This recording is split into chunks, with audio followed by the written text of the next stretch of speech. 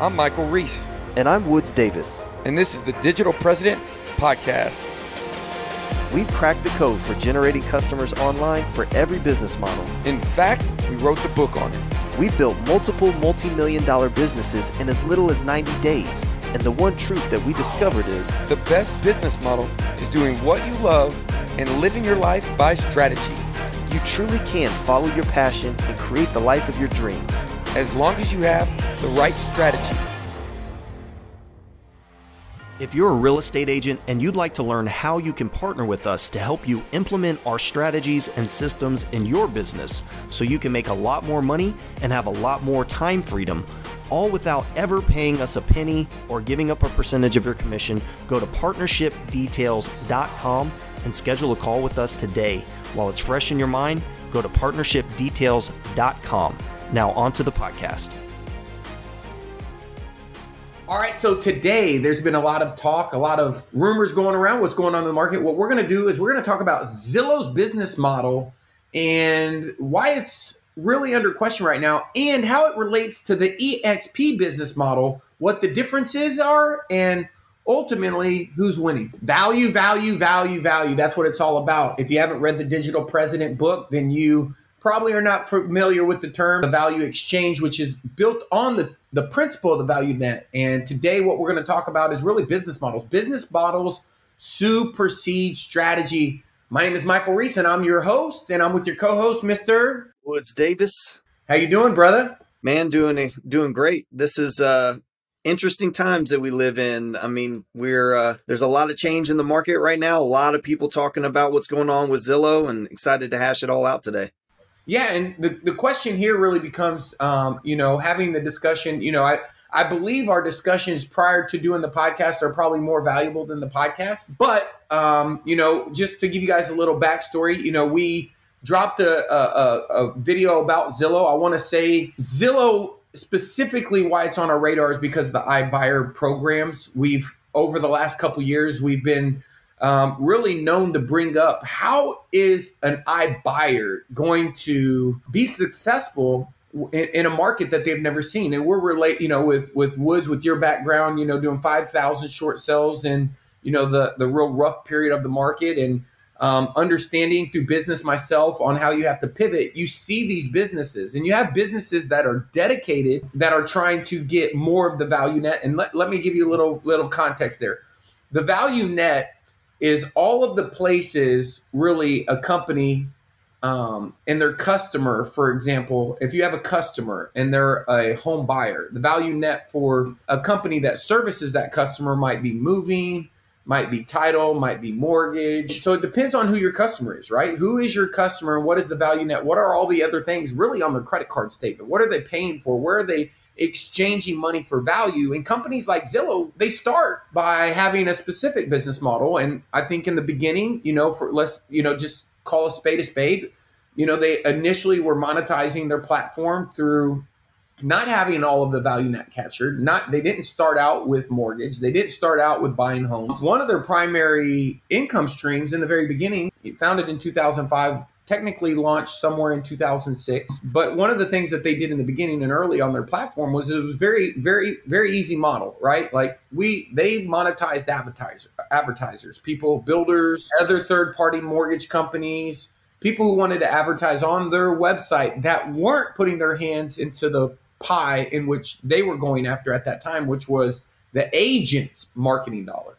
Right. Yeah. So they were just a traditional media platform, right? So they monetize through selling advertising, very straightforward business model. But not traditional at the time, right? Because at the time, it's like, the founder, for those people that don't know, the founder was affiliated with Expedia. And so, creating a platform in 2005, 2006, you got to remember, this is when the iPhone's coming out. This is when YouTube's coming out. There's a lot of innovation. Facebook is only for college students, right? So they were building a platform with the goal, if they could win the consumer, they could win the game. And what that means is that if they could get the consumer eyeballs, and they did do this because you can look up, there was a point in which the word Zillow was looked up more than houses for sale, houses to buy. Those keywords that buyers look for, Zillow actually had more traffic than those words. And I think when you look at that, that means people were going to them based upon their brand promise, which was, to help have that one-stop shop based upon, what their mission was, right? They wanted to provide that one easy place. They introduced the iBuyer program in 2018 with, again, a lot of hype and, and a lot of money. And the goal there is they wanted to make it really easy. Again, the one-stop shop. And I think what we're here to talk about is, really the undisciplined pursuit of more and what makes, that old Jim Collins good to great, right? What makes a company good and great? And did Zillow or has Zillow fallen victim to the old Jim Collins book, How the Mighty Fall, which is the old undisciplined pursuit of more? Will get you every time. Yeah, well, obviously this was the big swing, right? This was the big swing at the fences, the big crossover, and obviously a lot of real estate agents in the industry took it kind of as a slap in the face. You built the business based on our marketing dollar, paying you to basically, for lead generation, I guess more so impressions, but really, we're paying to generate leads. And so the business is built up. The revenue that flows into Zillow is primarily from real estate agents paying for advertising. Well, and now mortgage. Right. And now mortgage. Mortgage is a huge part of their financial footprint. But I think one thing that we have to remember here is, really in laying out this business model, especially, as me and you being real estate agents and looking at the model at Zillow from both the agent's perspective and the consumer's perspective, and then looking at the EXP business model. And the reason we bring up EXP is, listen, guys, when you can say whatever you want, right? There's what they call is momentum and trajectory, right? Any company that someone's investing in, they're investing in future earnings. So first of all, let's just lay the ground rule. Zillow is based in the US. You're not going to use Zillow in Canada. You're not going to use Zillow in Australia, even though one of the biggest investors is from Australia. Zillow is local. EXP's global, right?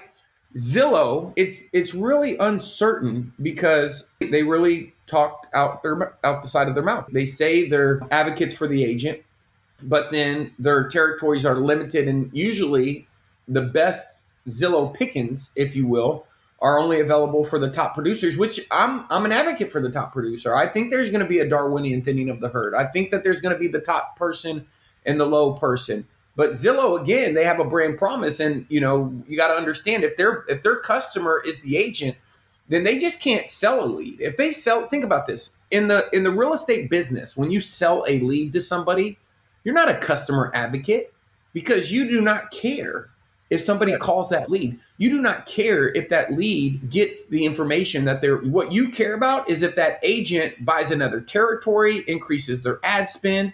And so Zillow found themselves in a business where they weren't really in the lead selling business, although that was the outcome that was promised. The equation they used was impressions. By impressing upon somebody who's looking for houses, going to save houses, going to come back and look at what their home's estimate's worth, save that profile, monitor that, home valuation over time. They want that. They want those eyeballs coming back and back and back and back and back and back and back to the site. Because think about it. When you go to your social media platform on YouTube, you leave on Monday, you come back on Tuesday, Wednesday, Thursday, Friday, Saturday. So how do they get people to come back? Well, they come back because, again, they're a platform. The platform requires two things. They provide someone producing content, someone consuming content. What kind of content? Well, at the beginning, it was homes. You could always stop by and find out what your estimate was worth, but once you know what your home's worth, you don't need to come back. And so they have really, they're in this conundrum, and I understand it. I've been in the lead business and I've been in the helping agent business, and it's two separate businesses. Although you're helping agents by providing leads, right? The question is at what level of responsibility do you take to make sure that they're an expert, that they understand what they, is there any vetting? Because the minute you are going to endorse somebody as the premier agent, you are now tying that brand and giving a third-party endorsement to somebody else. And so the crazy thing about the iBuyer program is they did something, and they did a little shift in the old business model. They did what we call the salary agent business move. And that's where the they say, listen, if you want to see the business, if you want to see what's really going on, follow the money. Well, in a real estate transaction, there's a finite amount of dollars available because the homeowner, think about it, the seller has the equity. He's offered a price for the home, and they have determined before that price through an exclusive listing agreement or some sort of agreement contract of what they're willing to take and what they're willing to pay and who they're willing to pay. And what Zillow does is they're able to negotiate that. And the unit economics that they use is they have an assumption of the hours that are going to be invested per agent and what those salaries are, what that cost is going to be in regards. And so what they do is they're now limiting the upside of the agent by putting them on a salary so that they can make an arbitrage. Right. And that's the difference. That's the difference in EXP's business model, is that EXP is an agent-centric business model. And the real question is that here's the question, is that EXP sits at, let's just say hypothetically, 68,000 agents today. If you look at their trajectory, their goal is to go to 1 million agents, right? And let me be full disclosure, I am EXP. I wasn't always EXP. I was one of the major brands. I was independent. I've been in the coaching business, been in the lead sales business. I went to EXP because I saw the problem. I know the problem. And at the end of the day, what EXP did is they aligned the compensation behavior alignment, which Charlie Munger and Warren Buffett agreed that you show me any problem in a business, I'll show you a compensation problem, right? Right. And so the problem that Zillow has is Zillow is trying to remove the real estate agent by fixing and capping their compensation. And so now what you're doing is you're giving them an employee mindset versus EXP is making every agent an owner. And guys, listen, when you make every agent an owner and you create a real opportunity for those agents and you attract the top agents in the market, and over time, knowing that today the average agent makes a move every 3.5 years, the verdict's already out. The verdict's already out where they're going to move to. They just might not have moved yet. Why haven't they moved? Well, they like their office. They got 6 listings. Their broker's nice to them. Why do they move? Their broker changes. Their broker sells the business. And there are events that happen inside of a brokerage that allow people for that culture to be disrupted. And it's not a matter of if, it's when. It's just like with Zillow. There's been the disruption in their culture, I'm sure. Laying off 25% of your workforce, 2,000 people, your retirement portfolio possibly go down by 34%, which is, a big thing, especially when somebody's watched it go up, right? Watching it come back down. So you have a couple things here that are taking place. And the thing that I want to point out is that when you have that employee mindset, the question is on those 7,000 homes, if you don't know, and Woods, you can pull up the article, I think it's 7,000 homes that they've now agreed to sell. A lot of them, I know in Arizona, I saw it was like 90+% of them are underwater in those transactions. They're going to sell 7,000 homes. Some of those homes they're going to have to hold and make ready, but they're going to release those properties. One thing they hope doesn't happen is by flooding the market with those properties, you don't think 7,000 homes could have an impact on the inventory in some locations? That could have an impact, maybe not. But what I can tell you is those agents that went to work for them, that next big idea, Zillow has had a failure. Zillow hung their hat on, we're going to go after the consumer. We're going to win the consumer.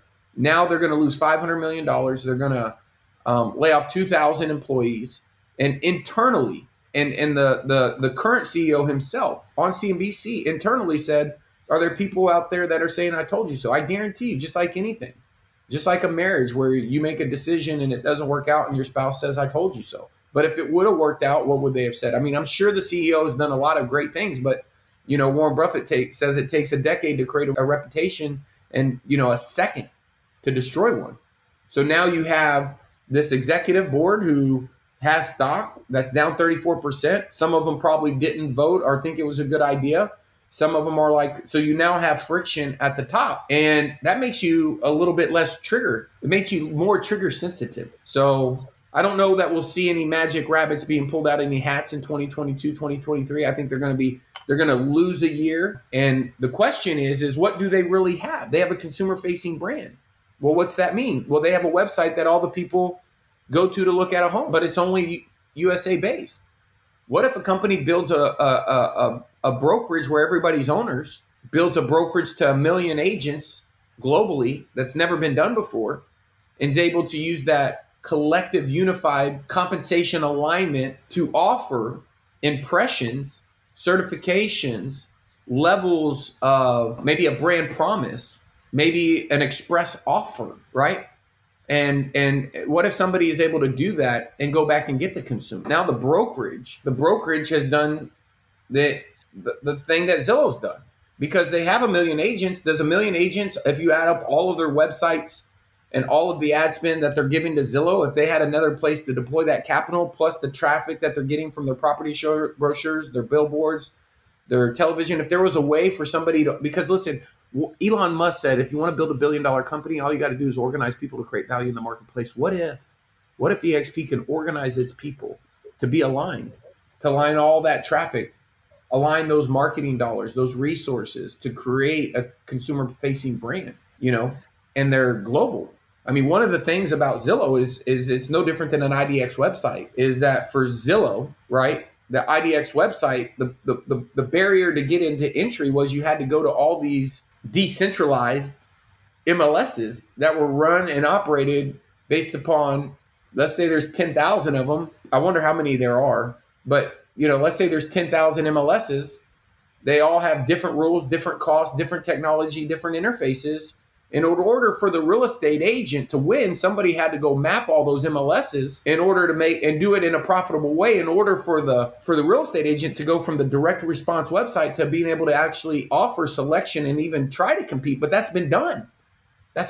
Which actually shifted the business model of all of the MLSs to being just data companies, right? To providing this data. And Zillow, in order to try to compete, they had to acquire some of these. Well, the thing is that like in Atlanta, their compensation model is they get paid per transaction. In Atlanta, when you're on the MLS, there's a charge per transaction. I mean, if you're a real estate agent and didn't know that, that's the point.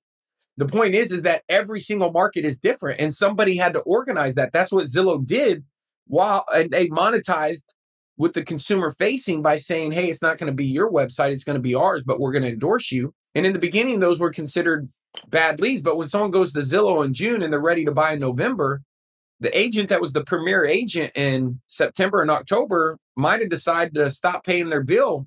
And now the new agent gets all of those new impressions, right? And so they're just playing. The truth is that every business that I've ever been involved with that's had a hard time is that they don't have a clear ICP. And I think that it's clear with Zillow when they hired the agent as a salary while still attracting agents based upon helping actually deliver the value proposition for the traditional real estate transaction. They believed in their mind that they could bridge the gap through Zillow offers, which would, again, at some point make it obsolete to go to a commission-based agent. And they thought they can do that. And they found out that they could. And the truth is that I think that it's going to be a case study for other people. I think if you're going to be in that business, you got to be in that business. I think otherwise you're going to have to steal resources across different departments in order to, which is going to take away attention, time, energy, and effort. And, you're going to, again, the undisciplined pursuit of more. You're going to actually end up with less trying to get more. And that's the problem. EXP has one person. Yeah. They have the agent. They're the advocate for the agent, whether that's providing with stock, health insurance, additional revenue streams. They're agile. They're cloud-based.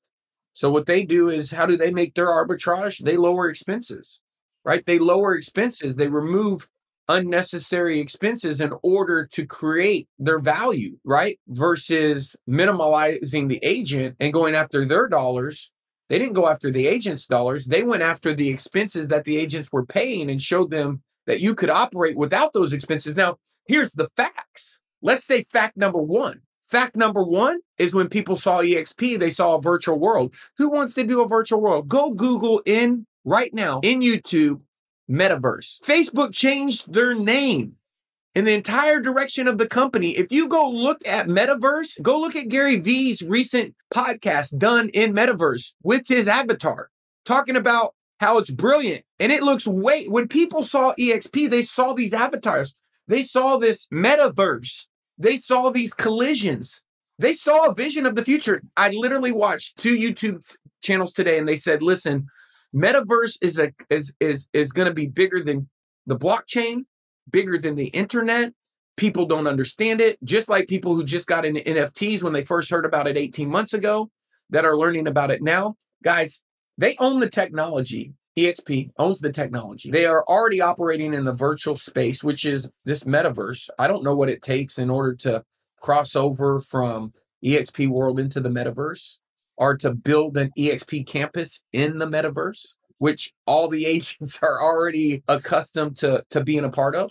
Which all the agents are already connected through Workplace by Facebook.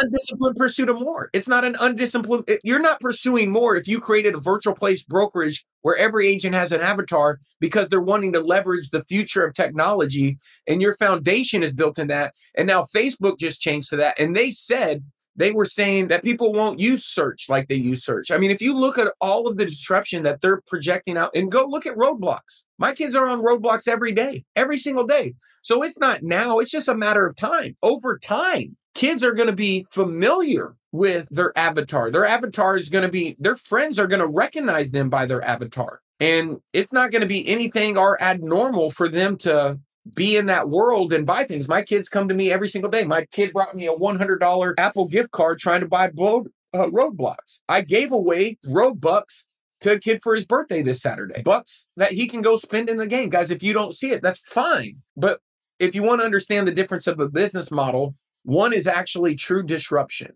where there's an entire change of the way that things had ever been. Ownership. Everyone's an owner.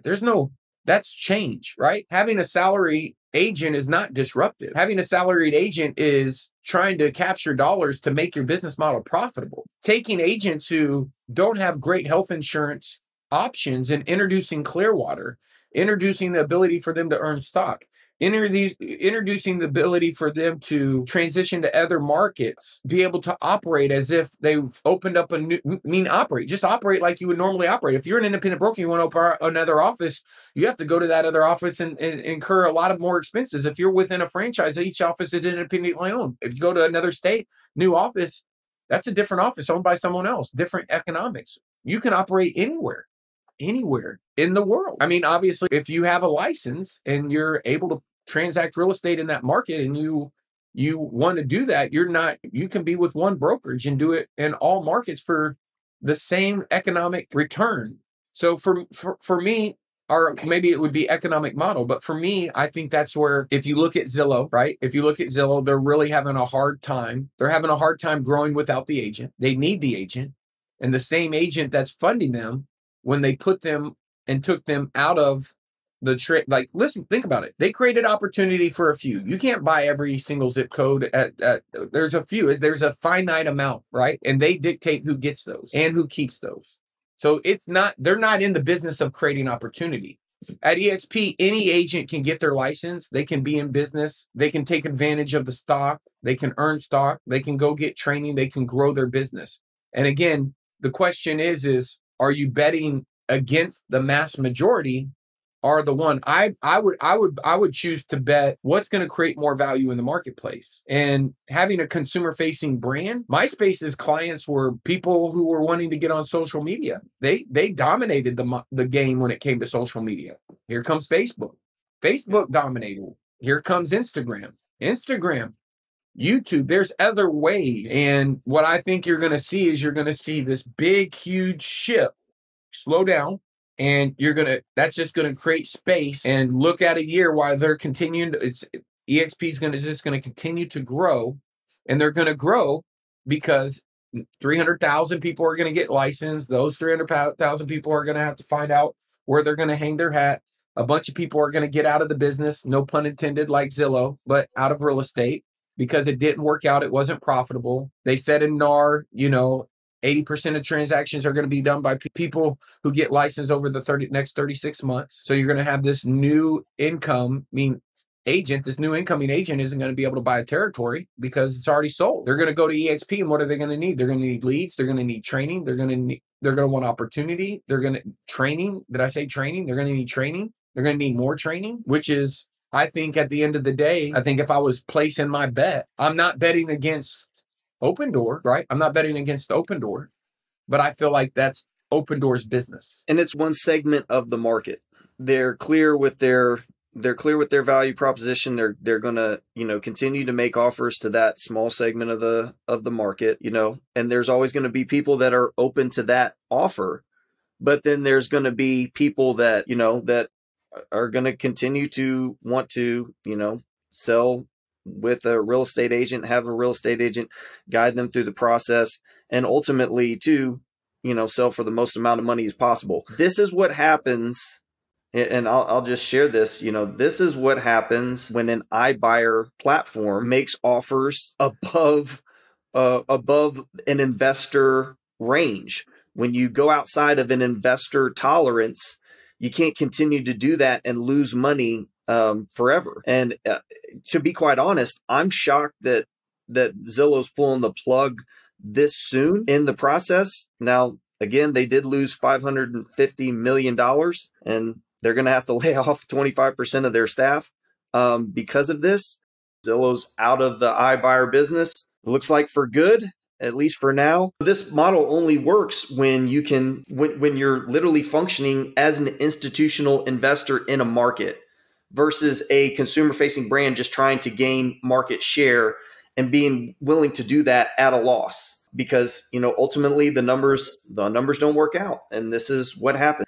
And there's still going to be iBuyers in the market. Heck, with EXP Realty, we have a really robust iBuyer program, but it's all facilitated by the agent. No, it's not only facilitated, it's a revenue stream. It's a revenue stream for the agent. The agent can bring investors to the platform, and also they can earn from the platform, and they can deliver a better value proposition. So it's really part of the agent-centric business model. The Express offers wasn't designed to compete with Zillow offers. It was designed to give our agents an ability to compete in the marketplace. So if you go out and if you have 100,000 agents and 100,000, think about this, 100,000 agents go out there and they're getting beat up because they come back and say, listen, this person's getting a cash offer from Zillow. That's now a table stake. It's like having the only place in town with a milkshake machine. And then next thing you know, the kids want a milkshake. Oh, we're going to the milkshake place. When everybody in town has a milkshake machine, it's like, okay, well, you can have a milkshake, son. Where do we want to go? Do we want to go here, here, here to get a milkshake? And so that's the point is that value proposition on making an offer is not a differentiated value proposition anymore. And the problem with Zillow is they're getting into the business of real estate. That's the guy said it in his interview. It's asset heavy. EXP operates different. EXP owns no houses. Just like Uber owns no cars. Right? EXP owns no building. It owns no building. It owns nothing because of its business model is to create its economic opportunity by reducing expenses. The co-founder and now CEO of Zillow, when they were interviewed on CNBC, they said, listen, we just realized it was an asset heavy business. What he means is that we have, there's not a disproportionate. It's not like 8 people running Snapchat at a $10 billion valuation. They had to lay off 2,000 people. Who do you think those 2,000 people were? They were probably salaried real estate agents, if you ask me, because if they were buying homes and they were using salaried agents and they removed that, then they remove that department. Those are and again, it goes back to the question is they're right back where they started. They've made no progress. They're in the same business with the same limitations that motivated them to look for a better way in the first place, because they know internally in their conference room, in their board meetings that, hey guys, we got to solve this problem. And they didn't go into this business. They went into this business based upon a vision and realized that they could not achieve that. And I think he said, quote unquote, they realized that they have a good business. And that good business is they get paid marketing. They get marketing dollars from the marketplace of people who want to be in front of homeowners, which includes agents and not lenders, because they have their own mortgage company, but they didn't have their own real estate company. And that was an opportunity for them. Well, just more proof that that the most important thing that you can ever consider is business model in business. What's shocking too is, even real estate agents, man, a lot of real estate agents never consider that. And probably the number one lesson that I've learned in business is business model is everything. Business model trumps strategy. Let me ask you a question. Yeah. What do you think the cost for Zillow?